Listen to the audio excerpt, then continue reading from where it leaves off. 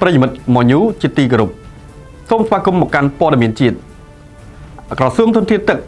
ចាប់ពីថ្ងៃទី4ដល់ថ្ងៃទី10ខែមករាឆ្នាំ2023នេះអាចនឹងមានភ្លៀងធ្លាក់ពីខ្សោយទៅមធ្យមដោយអន្លើក្រសួងធនធានទឹកនិងឧតុនិយមនៅថ្ងៃទី3ខែមករាឆ្នាំ2023នេះបានចេញសេចក្តីជូនដំណឹងស្តីពីស្ថានភាពអាកាសធាតុនៅកម្ពុជា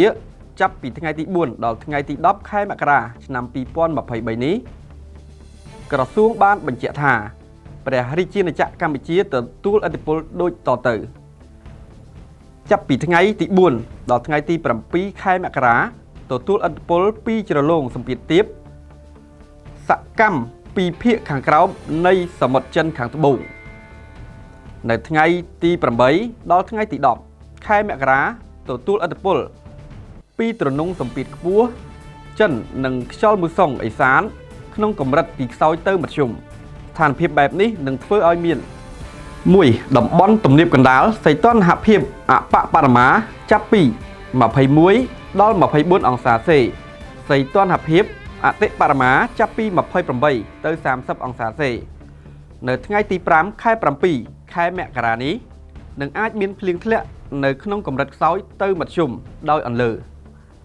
2តំបន់ខ្ពង់រាបសីតុណ្ហភាពអបបរមាមានពី18ទៅ21អង្សាសេសីតុណ្ហភាពអបបរមាមានចាប់ពី28ទៅ30អង្សាសេនៅថ្ងៃទី5ដល់ថ្ងៃទី7ខែមករានេះនឹងអាចមានភ្លៀងធ្លាក់នៅក្នុងកម្រិតខ្សោយទៅមធ្យមដោយអន្លើ3តំបន់មាត់សមុទ្រសីតុណ្ហភាពអបបរមាមានចាប់ពី22ដល់24អង្សាសេសីតុណ្ហភាពអតិបរមាមានពី28ដល់30អង្សាសេនៅថ្ងៃទី5ដល់ថ្ងៃទី7ខែមករានឹងអាចមានភ្លៀងធ្លាក់នៅក្នុងកម្រិតខ្សោយទៅមធ្យមដោយអន្លើនឹងអាចមានភ្លៀងនិងខ្យល់បក់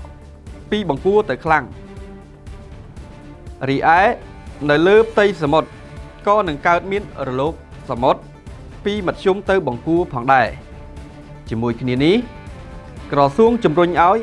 បងប្អូនប្រជាពលរដ្ឋទាំងអស់ត្រូវមានការប្រុងប្រយ័ត្នខ្ពស់ចំពោះអាកាសធាតុដែលមានការប្រែប្រួលយ៉ាងនេះបាទសូមអរគុណពីMorenews